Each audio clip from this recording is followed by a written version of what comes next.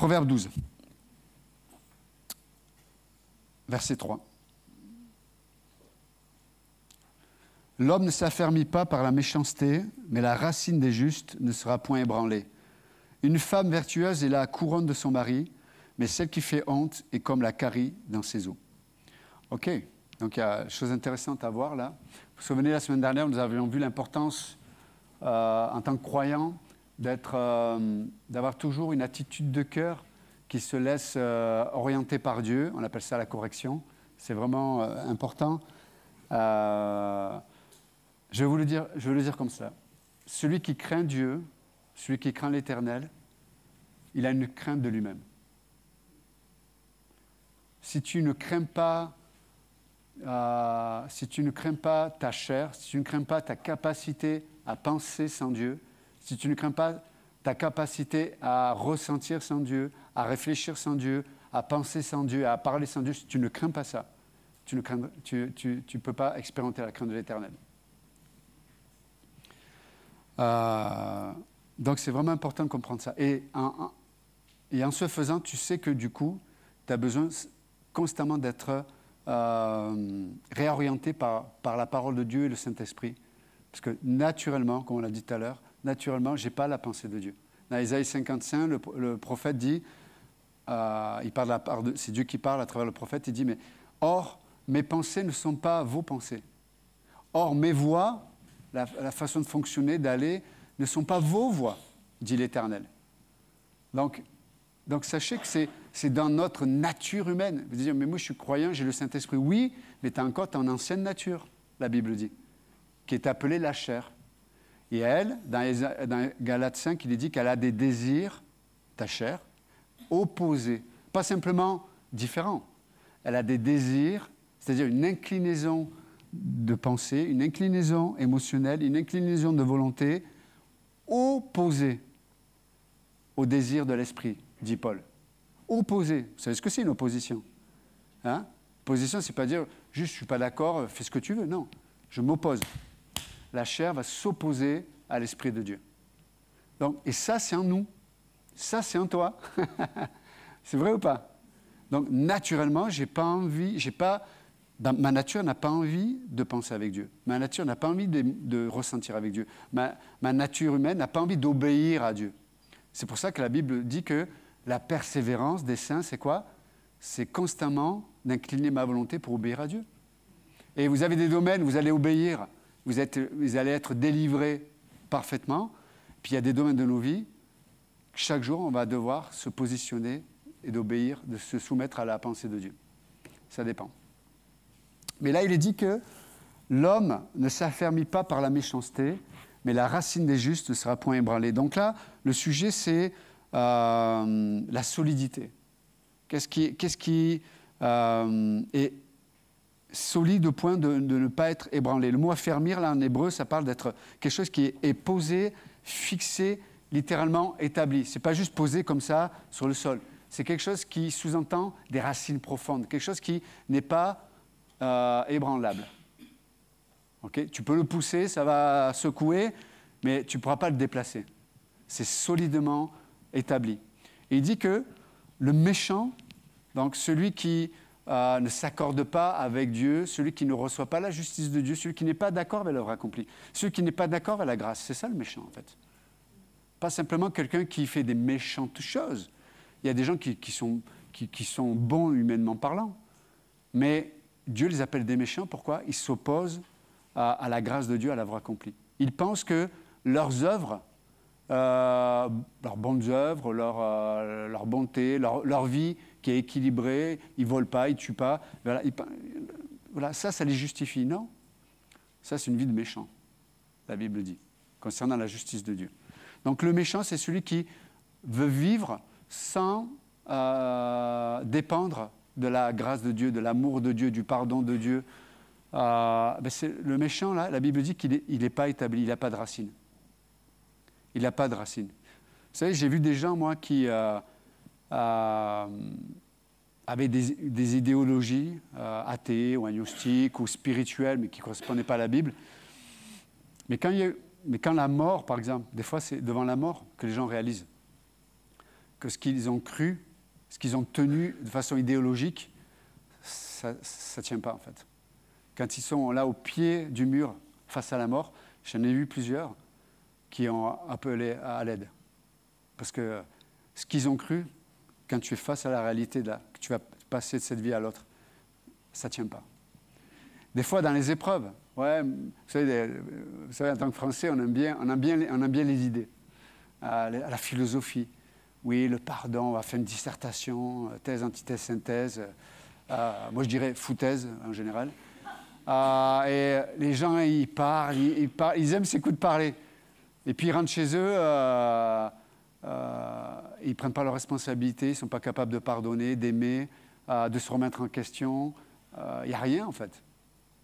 Ils vont critiquer toute la journée leurs collègues de boulot, leurs patrons, leurs femmes, leurs maris, leurs enfants, le beau-frère, la belle-sœur, le cousin, la cousine, les frères et mes sœurs. Ça, c'est une chanson maintenant. Mais en vérité, on voit que le fait d'avoir des idées ou de penser, ça ne suffit pas. Nous sommes appelés à être transformés. Un chrétien, c'est quelqu'un qui comprend qu'il doit être constamment transformé. Dans Romains 12, il est dit que Paul dit, que nous sommes appelés à être des sacrifices vivants, d'offrir nos corps comme des sacrifices vivants, ce qui, de votre part, dit Paul, est un sacrifice, est une œuvre raisonnable.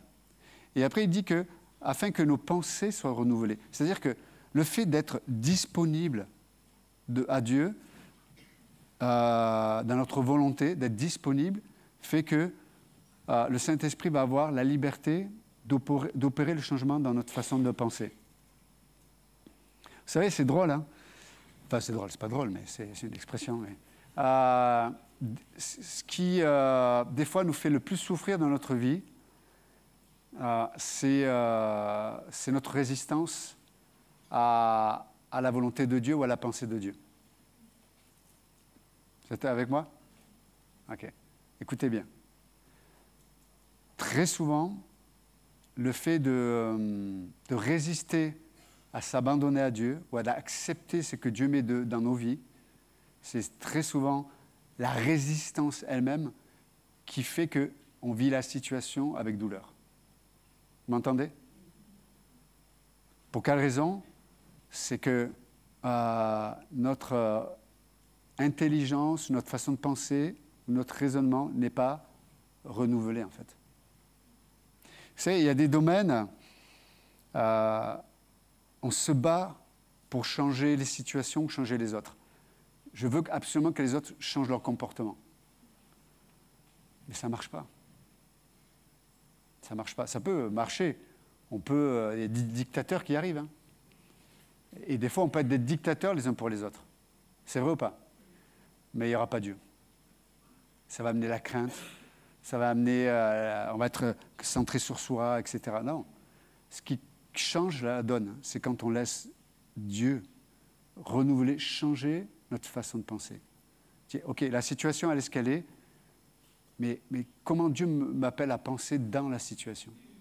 C'est ça l'attitude qu'on devrait avoir. C'est-à-dire comment je devrais penser dans la situation. Et encore une fois, on ne doit pas se culpabiliser parce qu'on n'a pas envie de faire cette prière. C'est vrai ou pas, si on est honnête? Moi, j'ai envie que les gens y changent. J'ai envie que les situations changent, que ça s'arrête. Mince de mince.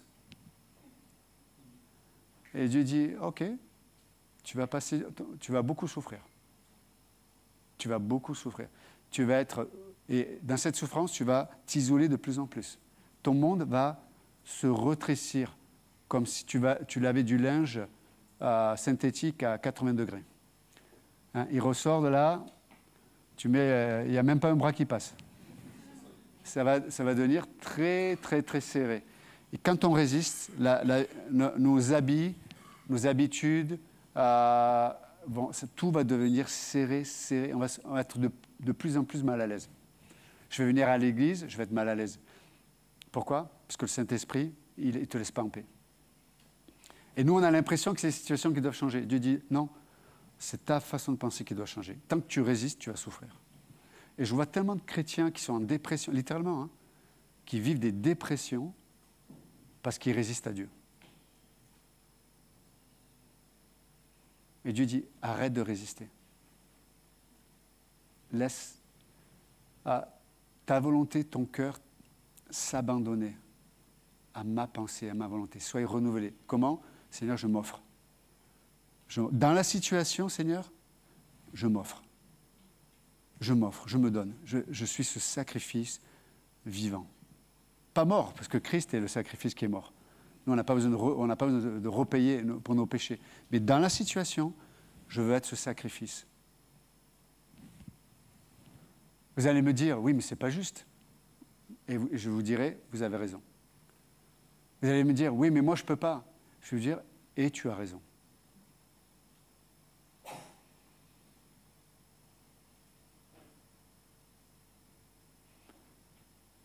Si Dieu nous demandait des choses que l'homme naturel pouvait faire, ça se saurait, non? Mais la vie chrétienne, c'est une vie qui doit être énergisée par le Saint-Esprit. Jésus dit dans Acte 1:8, « Je vous enverrai une puissance, le Saint-Esprit qui viendra sur vous. » Vous entendez ou pas? C'est vraiment important. Excusez-moi, je vous adresse, pas pour vous reprendre, hein, c'est juste pour être sûr qu'on est ensemble dans le moment. Mais ça commence par « je m'offre comme ce sacrifice vivant ». Qu'est-ce qui se passe? Vous allez voir comment Dieu va changer votre pensée. Et quand ta pensée est renouvelée, ton regard sur ce que tu es, ce que tu vis, et ce que sont les autres va changer. Et regardez ce que dit Paul, il continue dans Romains 12, il dit, mais afin que vous discerniez, c'est-à-dire que vous allez commencer à voir la volonté de Dieu, ce qui est bon, ce qui est agréable et ce qui est parfait. Nous, on résiste parce qu'on ne veut pas mourir à nous-mêmes. Et Dieu dit, non, c'est ce que je cherche. Parce que moi, je veux te transformer. Toi, tu cherches des zones de confort, mais les zones de confort vont t'entretenir dans ta chair. Ils vont t'entretenir dans ta nature sans Dieu. Mais moi, je veux te transformer. Je veux te libérer. Je veux que tu sois de plus en plus à mon image. Jésus, même, il n'a jamais été prisonnier du regard des gens, du regard de la religion, du regard de la société. Il était libre. Il a été libre quand le diable est venu le tenter, il était libre.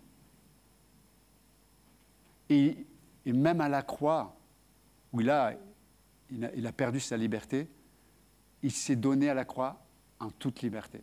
Vous savez ce qu'il dit à Pilate, hein?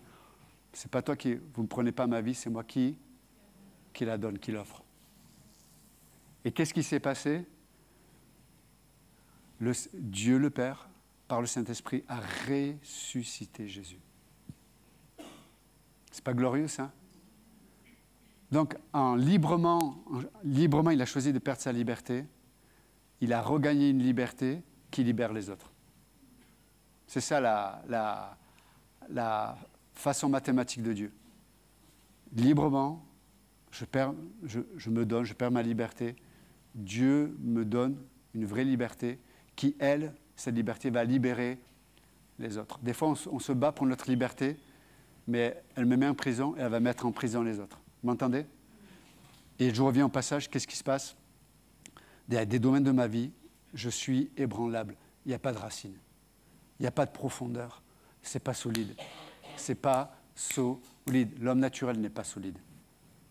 Hein? Vous savez, les gens qui vous disent, non, moi je te dis, ma parole, parole. Chante cocotte, tu m'intéresses. Ah, j'en ai vu des gens qui m'ont dit, mais moi, je suis... oui. Dieu, il souffle, il n'y a plus personne. Donc là, le passage, ça parle vraiment d'être affermi. Et puis, donc, l'homme ne s'affermit pas par la méchanceté, mais par la grâce. Mais la racine des justes ne sera point ébranlée. C'est-à-dire, ce qui fait la stabilité du juste, elle, c'est du solide. Amen. Et verset 4, vous êtes prêts? Accrochez-vous un peu.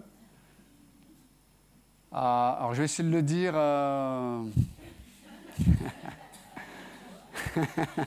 non, sans ironie aucune. Hein. Mais c'est un passage intéressant. Alors, j'ai hésité, j'ai failli le passer, celui-là. J'ai dit non, mais la semaine dernière, j'ai parlé de... certains ont été froissés. Et... c'est pour ça qu'on a des fers à repasser là, derrière. Là. Mais juste une petite parenthèse. J'étais en train d'étudier le verset 4 et en même temps, j'ai fait une pause hier soir. J'ai écouté la dernière session de Pologne. Et Pasteur Schaller fait son message. Il parlait de comment Dieu a redonné vie aux os dans Ézéchiel 37. Et à la fin, il dit, je finis mon message, puis il dit, ah non, j'ai une chose à dire. Et là, il parle du ministère des femmes, des épouses, essentielles. Donc, ça m'a conforté au verset 4. C'est bon? Messieurs, vous êtes prêts? Mesdames? Alors, répondent pas là. D'un coup, comment faire amener le silence? Non, mais il n'y a rien de... Une femme vertueuse est la couronne de son mari, mais celle qui fait honte est comme la carie dans ses os.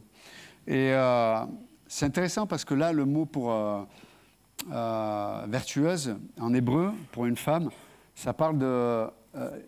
la traduction plus précise serait une femme vaillante, une femme armée, une femme courageuse, une femme capable, une femme qui est forte. Littéralement, il est dit qu'elle est la couronne de son mari.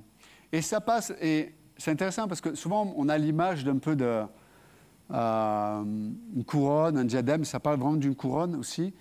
Mais c'est comme si on pensait que la femme est la vitrine un peu. C'est une vitrine. Regardez, comme le mari, voilà la qualité du mari et la vitrine de la qualité du mari, c'est sa femme. Ça ne parle pas que la femme soit une vitrine pour son mari. Mais c'est plus profond que ça. Littéralement, ça sous-entend que c'est dans les mains de la femme que l'autorité de l'époux sera manifeste. La couronne, je vous rappelle, dans la Bible, ça parle de l'autorité. Le diadème, la couronne, ça parle de l'autorité. Le mari ne peut vivre la réalité, pleinement la réalité de ce qu'il est en tant que couverture, en tant que responsable, que si son épouse, parce que là ça parle d'un couple marié, que si son épouse et cette femme qui est vaillante, cette femme qui est forte, cette femme qui va faire apparaître la réalité de qui il est. Je vous rappelle dans 1 Corinthiens, c'était super intéressant, dans l'avion, là, je lisais j'ai étudié 1 Corinthiens 11 à 1 Corinthiens 15. Je vous encourage à le lire. Ces chapitres-là sont extraordinaires. Mais dans 1 Corinthiens 11, il est parlé de l'ordre de Dieu. Et on peut lire ensemble, on va tourner dans 1 Corinthiens 11 pour essayer de comprendre un peu ce que j'essaie de dire ce matin.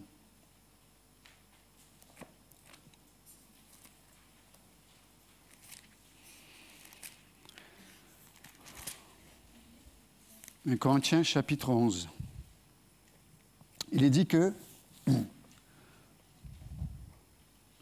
verset 3, « Je veux cependant que vous sachiez que Christ est le chef de tout homme, que l'homme est le chef de la femme et que Dieu est le chef de Christ. » Alors je sais que dans un monde un peu féministe dans lequel on se trouve, c'est un peu dur d'entendre ça, mais parce qu'on a des fois des définitions qui ne sont pas correctes.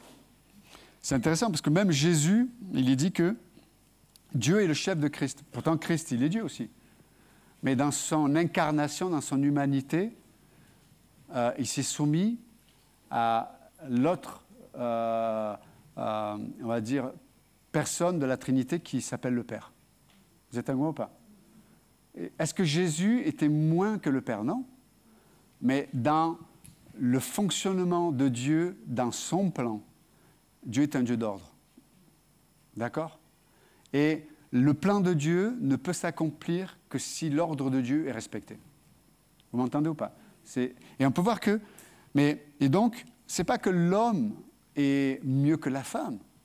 Ce n'est pas que l'homme a plus de valeur que la femme. Ce n'est pas que l'homme est plus intelligent que la femme. Ça se saurait. OK? Mais par contre, Dieu est un Dieu d'ordre. et que l'ordre de Dieu est établi d'abord sur des principes spirituels. Et regardez, il dit, mais verset 4, « Tout homme qui prie ou qui prophétise la tête couverte déshonore son chef, Dieu. » Christ plutôt. « Toute femme, au contraire, qui prie ou qui prophétise la tête non voilée déshonore son chef. C'est comme si elle était rasée. Car si une femme n'est pas voilée, qu'elle se coupe aussi les cheveux. Or, s'il est honteux pour une femme d'avoir les cheveux coupés ou d'être rasée, qu'elle se voile. L'homme ne doit pas couvrir la tête, puisqu'il est l'image et la gloire de Dieu. » Ah, on vient sur le principe là. Tandis que la femme est la gloire de l'homme. Et les femmes disent, quoi? Moi non, je suis la gloire de moi-même. Je vis devant Dieu. Ouais, ben la Bible dit non. Voilà. Vous n'avez qu'à vous arranger avec Dieu, c'est votre problème. En effet, l'homme n'a pas été tiré, écoutez bien, là il explique un peu, on va plus profond là. En effet, l'homme n'a pas été tiré de la femme, mais la femme a été tirée de l'homme. Et l'homme n'a pas été créé à cause de la femme, mais la femme a été créée à cause de l'homme. C'est pourquoi la femme, à cause des anges, il ne parle pas des réalités spirituelles. Vous entendez? C'est très important ce matin. Ce n'est pas une question, nous on ramène tout à un point de vue humain là. Ouais, il est plus costaud, il est plus fort, il parle mieux, il est plus intelligent. Ça n'a strictement rien à voir. Je dirais, moi, sans fausse humilité, mais moi, mon épouse est plus intelligente que moi. Elle a d'ailleurs les diplômes qui vont avec. L'école l'appréciait. Moi, j'ai apprécié l'école, mais c'est l'école qui ne m'a pas apprécié. J'ai voulu rester, ils m'ont dit non. Non. Si. Non. Alors, ils m'ont viré, mais en tout cas, je n'étais pas chrétien à l'époque. Mais c'est humain, si on regarde juste d'un point de vue humain, à plusieurs égards, les femmes ont une intelligence, une sensibilité, ont des capacités supérieures aux hommes. Comme les hommes certains hommes ont des capacités supérieures aux femmes. Mais en vérité, ce n'est pas le sujet. Je fais exprès d'utiliser des termes supérieurs.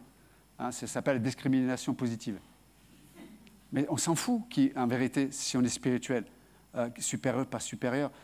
Là, Paul nous amène sur un terrain de l'ordre de Dieu, la création, la réalité spirituelle. Il parle des anges. Pourquoi? Parce qu'on est dans une guerre spirituelle. Et quand l'ordre n'est pas respecté dans un couple, dans une famille, dans une église, qu'est-ce qui se passe? C'est une porte ouverte à un monde spirituel, je vous assure. Et ce n'est pas parce que le ciel ne tombe pas sur la tête des sociétés qui ne respectent pas l'ordre de Dieu que tout va bien. Et nous qui vivons en Occident et en France, on peut voir combien nos sociétés perdent leur identité. Parce que Dieu et l'ordre de Dieu est méprisé.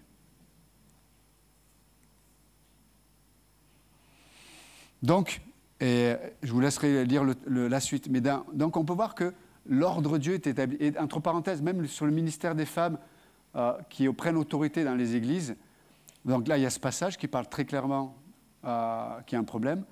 Paul, plus loin, il va parler du ministère des femmes, il dit dans l'église, ce n'est pas leur rôle d'avoir une autorité sur les hommes. Dans Timothée, quand il enseigne les leaders, les pasteurs, il dit ce n'est pas le rôle de la femme d'enseigner dans l'église. Je suis désolé. Et scripturairement, parce que Dieu est un Dieu d'ordre. Ça n'a rien à voir ni avec la valeur, ni avec les capacités. Est-ce que vous m'entendez?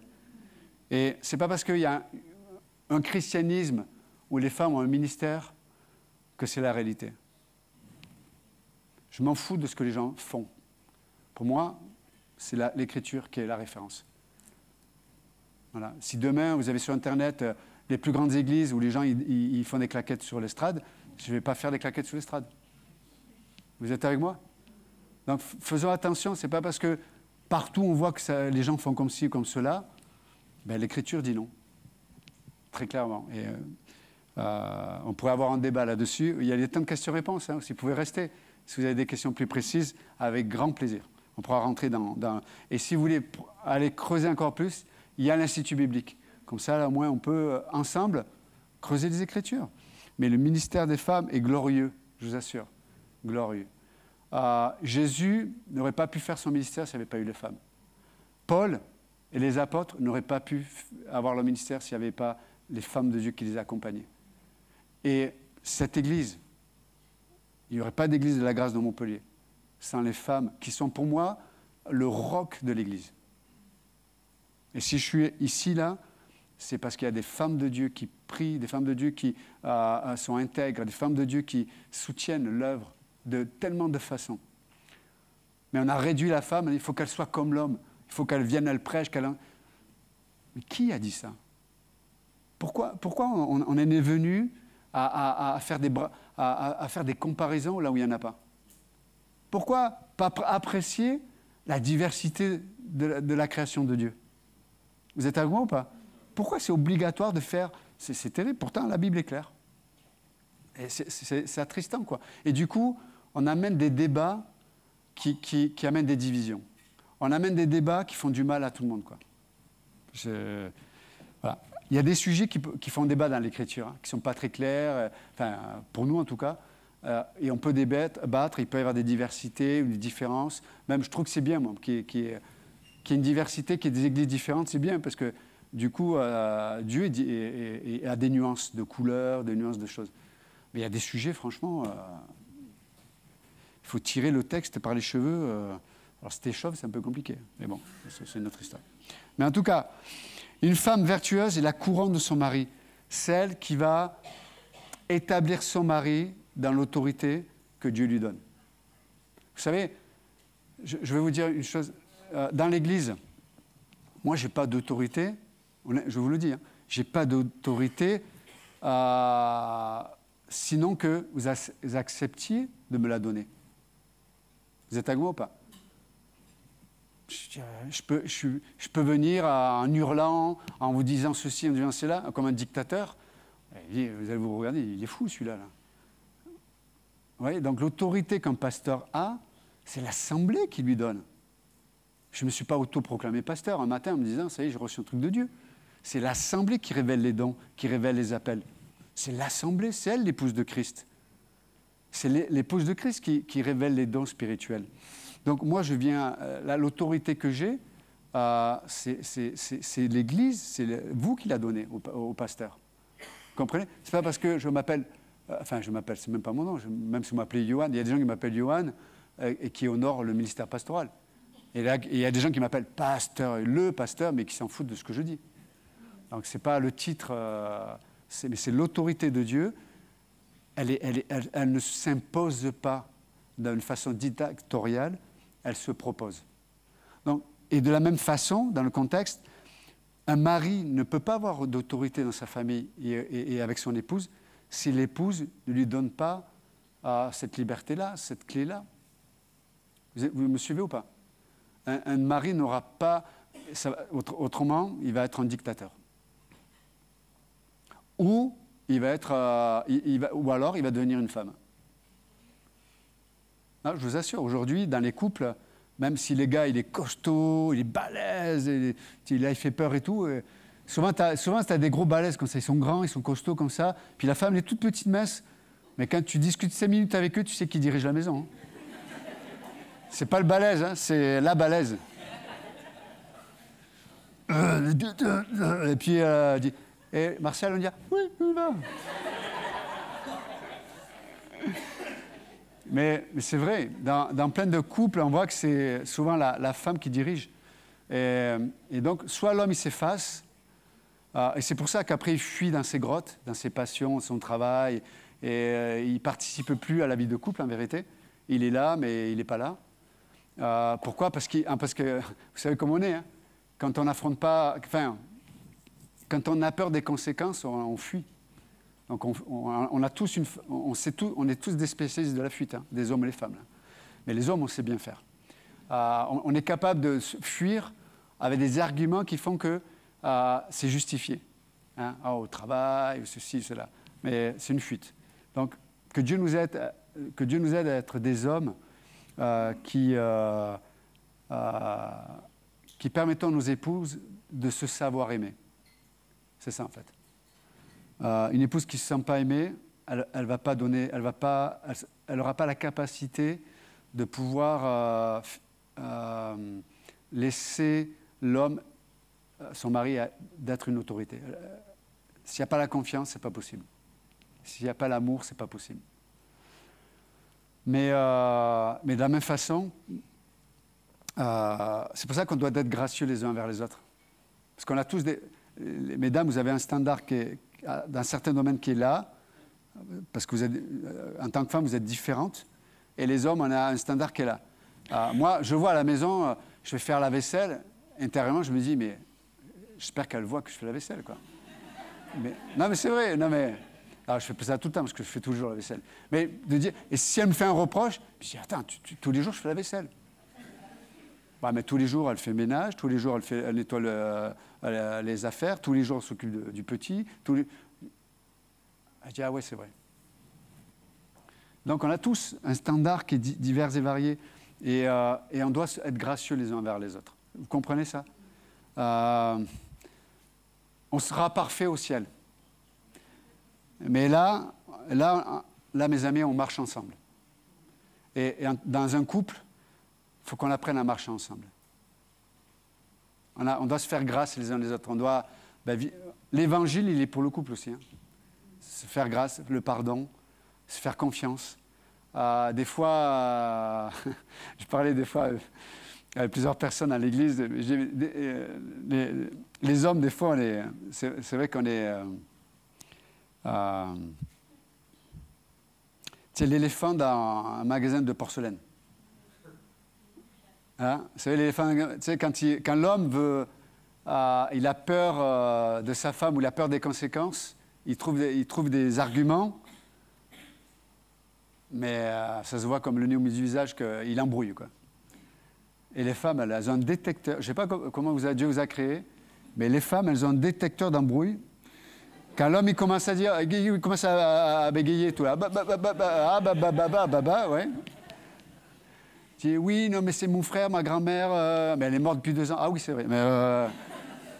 Mais les hommes, on ne sait pas embrouiller, quoi. Enfin, on sait, mais je vous le dis, hein, messieurs, elles ont un détecteur, une antenne. Et donc, faisons attention, tu vois.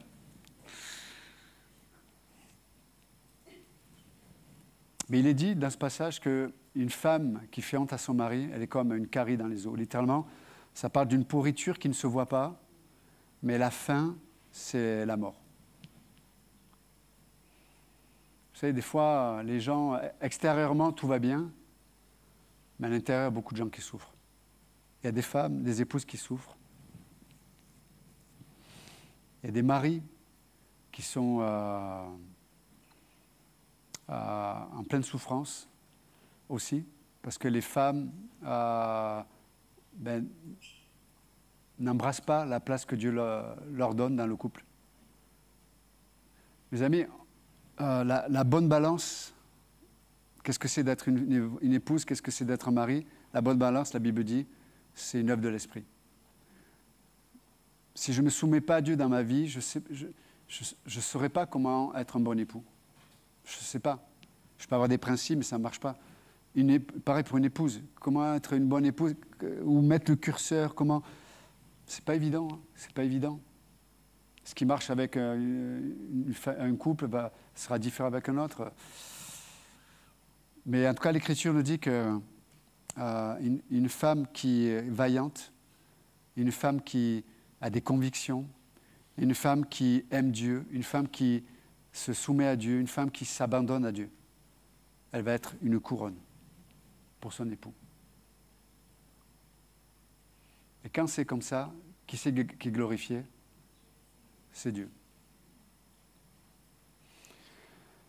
Je ne sais pas si j'étais clair ce matin, mais en tout cas, on va prier. Seigneur, merci encore ce matin pour ta parole. Merci pour les Écritures qui nous éclairent. Ta parole, une lampe à nos pieds, une lumière sur notre sentier. C'est ta parole, Seigneur, qui nous éclaire sur les saisons de nos vies, sur les situations de nos vies, sur ce qui correspond à comment toi tu penses sur des sujets importants. Seigneur, tu veux que ton peuple soit heureux, vive cette béatitude dont tu parles dans Matthieu. Heureux ceux qui, et puis tu nous appelles dans ce béatitude pour notre vie. Tu veux qu'on soit heureux. Seigneur, je te prie pour tous ceux qui peut-être sont dans de grandes souffrances, et peut-être que c'est parce que, sans qu'on s'en rende compte, on te résiste. Aide-nous, Seigneur, à nous abandonner entre tes mains. Aide-nous à ne pas avoir peur. Et de savoir que c'est quand on s'abandonne, c'est toi qui prends les rênes et que tu sais orchestrer les choses parfaitement. Si ce matin, quelqu'un ne connaît pas Jésus-Christ, comme dit l'Écriture, je vous en supplie, soyez réconciliés avec Dieu. Vous pouvez ce matin accepter et recevoir le Christ dans votre vie. Je vais prier, vous pouvez prier avec moi si vous voulez recevoir le Christ comme votre sauveur. Vous pouvez juste dire, Jésus-Christ, j'ai entendu parler de toi, peut-être je ne te connais pas. Mais je crois que tu es mort pour mes péchés, je crois que tu m'aimes. Et je crois que tu es ressuscité, que tu es vivant. Je te demande de venir dans ma vie ce matin. Sauve-moi. Je te donne mon cœur. Sauve-moi.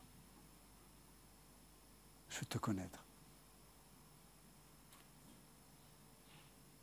Et que toi qui peux enlever le fardeau, que toi qui peux enlever le vide qui est dans mon cœur. Et si ce matin vous avez accepté le Christ comme votre sauveur, la Bible dit que vous devenez enfant de Dieu. Si vous avez pris cette décision d'accepter le Christ comme votre sauveur ce matin, parlez à un pasteur ou la personne qui vous a invité à l'église, afin que ce pas de foi soit marqué dans l'histoire de votre vie. Seigneur, nous te remettons le reste de cette journée, dans ton nom précieux. Amen. Que Dieu vous bénisse.